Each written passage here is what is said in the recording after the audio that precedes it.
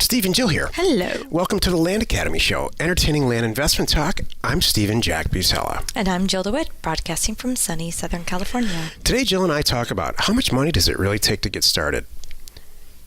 And I'll tell you, we have answered this question quite a lot, but it warrants answering again because we get it so often. I'll tell you, it's not zero. People it's think not that, zero and it's not $100,000. Oh my gosh. People, usually get both extremes. People say, I've heard you need no money at all to get started this. I'm like, hold on a moment. That's bad advice. Number one, don't go down that path. And certainly don't take out a new credit card or a second on your house to do this. And then the other thing I heard is, I can't possibly be an investor. I don't have enough money. Well, hold on a moment. You probably can. Well, as a twist, I'm going to add some money. I'm going to add some flavor to this in the meat of the show. There are people who throw a ton of money at this and do extremely well. You know, they take assets from somewhere else in their life and they pour them into vacant land and flip it and end up making millions. So we're going to talk about that in a minute. But they also have to be educated. Just because you have a lot of money in here doesn't mean you're going to do well. Well, exactly. And I'm going to give you the profile of somebody who's like that with several real examples. All right. Before we get into that, though, let's take a question posted by one of our members on the landacademy.com online community. It's free. Okay. Matt asks, hey, everyone, I just bought a property from XYZ company and John Doe sold it. I got the articles of organization from John before he sold it, confirmed that he was the only guy that needed to sign to sell the property on behalf of the company, and I got the deed signed. Good. Is that sufficient to transfer the property? Yes. Or should I have him sign some sort of affidavit confirming he's the right guy to sell? Will a title company potentially push back on this down the road? Should I file the articles of organization with the deed at the same time or as separate documents, or just go ahead and send the deed in and keep rolling? Go ahead, Jill. This is your classic, Stephen. You answered your own question. So you know what? You did confirm it. You don't have to go that far, which that's one of the beautiful things here. You already did enough. You did. Too much. Not too much, but safe stuff. And honestly, I love it. This is how I do. I like to play it safe. And that's exactly what you did, Matt. You said, you know what? Hey, John Doe, I appreciate you are the sole managing member of XYZ company, but kind of need to check it myself. And by the way, a lot of these, you can go online and find this and confirm it yourself for a lot of states, like ours in Arizona. You can look us up and confirm it right then and there, and you don't have to have the documents. It's like smacks you in the face. Right. So, which is nice. But you even went above and beyond and said, I need the articles of organization proving everything. Great. What I would do is save that. File that away with all your documents associated with this transaction online, because we don't do paper here. And should it ever come up, 3 transactions down the road, now it's worth $100 million, who knows? And a title company is doing their due diligence, and stuff. You have it. You've already gone above and beyond. You wouldn't even have to, but you have it, and you're covering your rear, and it's all good. So, and then all you need to do is treat it like normal. You put the signature to reflect his title and position, with the company, and you send in your still regular, normal, probably one-page deed, and on your merry way. So in all these questions, there's a statement that says, will the title company potentially push us back down the road? And so here's the deal. If you self-close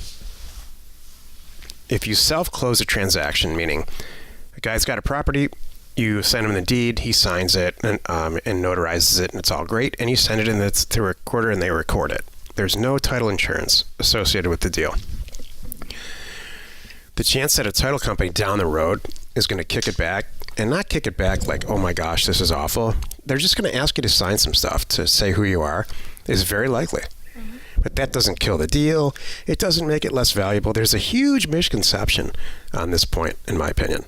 Mm-hmm. Just because you bought and sold a property without title insurance, especially rural vacant land, doesn't mean the sky's going to fall. And there are some title agents that portray that picture.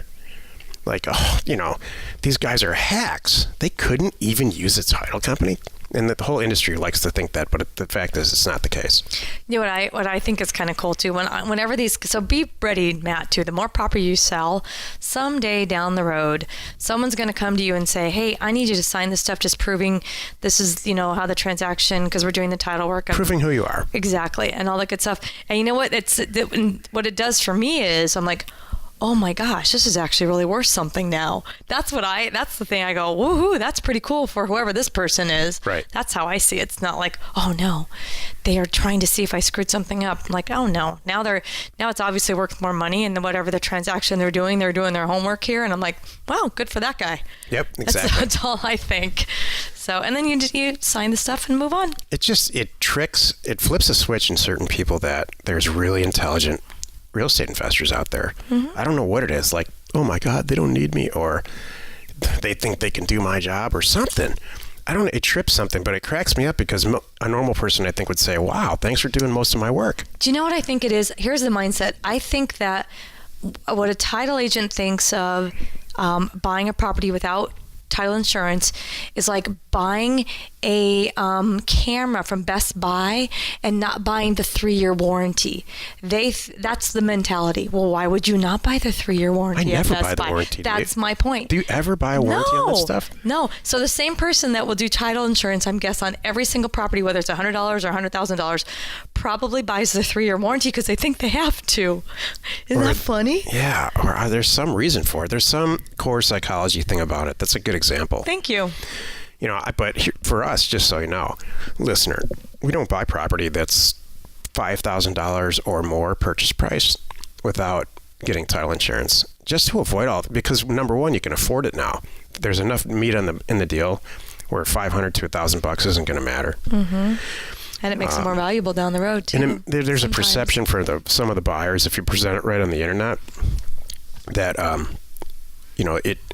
there's a perception that it's a better deal, or it just makes you stand out versus the 6 or 7 other properties that may be on the internet that they can choose from. Yeah, it really doesn't mean anything. You're right. It doesn't. I always say bought with title insurance. People go, ooh, and I'm like, yeah, I just did it because sometimes I just did it because not only the more money, but it was a tough deal. Like maybe someone passed on and we had to do this stuff. I'm like, I'm not touching with that. We're going to let the title agent do it. One of the words in title insurance is insurance. Right. And so if you've ever sat down to really think about insurance itself and what it is and why, then you would understand. Understand their mentality. Insurance is maybe the greatest scam of all time ever on this planet. Potentially maybe the greatest one. Yeah. Anyway, today's topic, how much money does it take to get started in all of this mess? This is the meat of the show. Jill, cut to the chase for us right now. I want to get into the business. You take these calls. I know you take these calls multiple times a week from potential members, just people who want to know. How much, and what's your standard answer? And then I'll work from there. Okay. Standard answer is $5,000 to $10,000 to get you up and running. I would love more than, I would like closer to 10 because you could do better acquisition wise. Break us down what do you spend a 10 on or 5 on? Okay.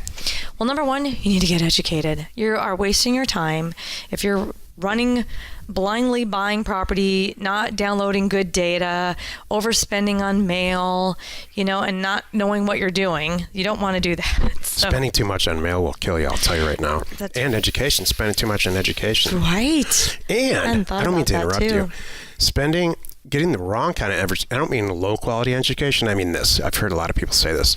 Well, I'm just going to listen to this Land Academy podcast, and I'll all the way back to the beginning. And all I got 717 shows. Right. I don't need any education. I got it. It's all in there. I'm going to read Seth Williams' blog right back to the beginning, which, by the way, is one of the best blog, I think, in the business here. That's just not the case. You need to get a calendar out and mark days and get some serious education about how to send a mailer out, which mailers work. I mean, there's pick an county, how to price, all of that, how to buy, how to transfer, how to sell, how to market, what do I need to know? Big picture. You need to hook yourself up with. There's a lot. Hook yourself up with some of the senior members in landinvestors.com, which is all free, and ask them a bunch of questions. There's a bunch of stuff. And does it sound like a lot of work? Yeah, it's a lot of work. And you know what? There are people who make millions of dollars a month in our group that started with nothing. Go ahead. I really did interrupt you. Go ahead. You did. Because I'm It's excited okay. about it. I know. So you need to get educated. So number one, you need a couple $1,000s for that. Now that's us, by the way. We are, I think we're the least expensive I know of we this are. kind. And we provide the best. most. I know how is that? But anyway, but just think about that. It's like, you're not going to be a doctor without going to school. Think of all the things. You're not going to fly a plane without learning how to fly. You got to get educated, whatever you want to do. You're not going to be set up for a multi-million-dollar a month career It's true. for a couple of grand anywhere else either. Yeah, and ask our. That's a really good way. You can certainly go on our sites and quickly, like our land selling sites, our online community, and figure out who the big players are. Yeah. Ask them, and they'll tell you right away. Like, oh my gosh, here's why I'm They'll here. tell you. And what was a game changer for me. So they'll share that. So you need to get educated. The second thing you need a budget for is mail and data. You got it. It's not like I just got the education. I just go buy something. You got it. You're going to spend some time here. So you got to budget. A mailer right now, I think our member rate is 58 cents, I want to say. And that's all in postage, 2 pages, envelope, everything. It's assistance. Printing. We do the mail merge. Basic assistance from our staff to make sure it goes out right. Exactly. And it's like within 24 hours or same day, depending what time you submit it. So anyway, you got to plan on that. And you got to plan on getting the data, and downloading the records and doing that. So that costs a little money, getting the data and getting the education. And then finally, so you could do that in under $3,000, by the way. Now you got either $2,000 if you're on the $5,000 plan, or you got $7,000 if you're on the $10,000 plan for acquisitions. Yeah. That's what you really want to spend your money on. Yeah, you want to spend it on real estate, not on all this other stuff. Exactly. By the way, those numbers she just threw out, that's about what it takes to do your first deal as a licensed real estate agent. Between education, association fees, and, I have to buy a sign after I got a listing and put it at all this stupid stuff. So, would you rather be a real estate investor or a real estate agent? Right. I know which one I'd rather be. What's interesting is it's so cool. Here's what I love too. We have a lot in our group of real estate agents who are transitioning to be investors. And I think it's the coolest thing. I think some of them, because they see, well, that's clearly where the big money is. And then some of them, too, it's just like, I can do this anywhere. This is my retirement game plan. I've talked to them, and I'm like, yep, you're right. Yeah. It's brilliant. Right. So it's super cool. Retirement game plan. Mm-hmm. I love that. Right. I'm going to do a show like that. Retirement game plan.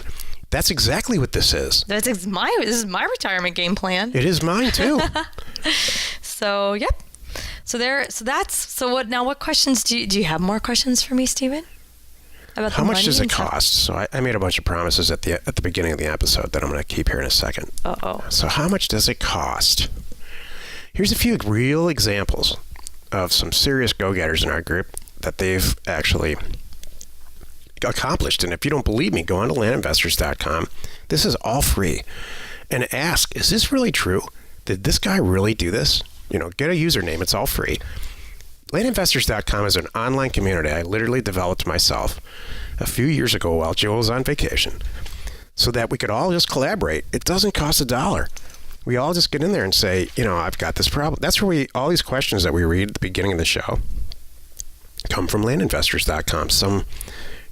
If in fact you become a member, you'll see a little pro status under there, but you don't have to be. There are many people that have been on Land Investors getting information from senior members for free for years.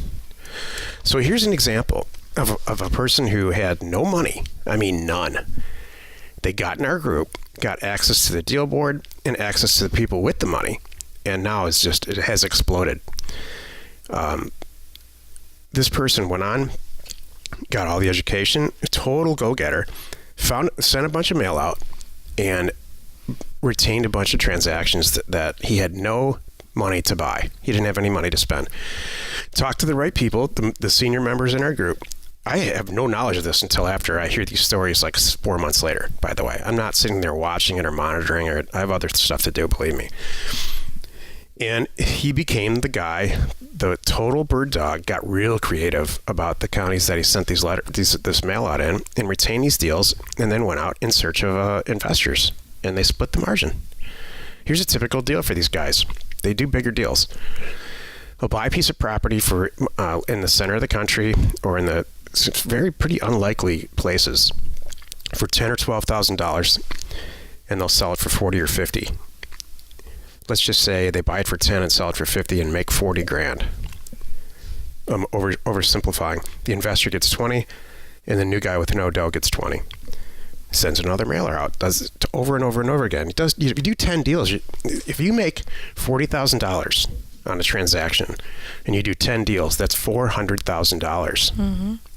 One guy in particular in the center of the country sent one mailer out, bought a huge, he signed up a huge ranch, went to his rich friend and sold it for $400,000 more in one deal. Now, does this happen? Is this absolutely, this is going to happen? No way.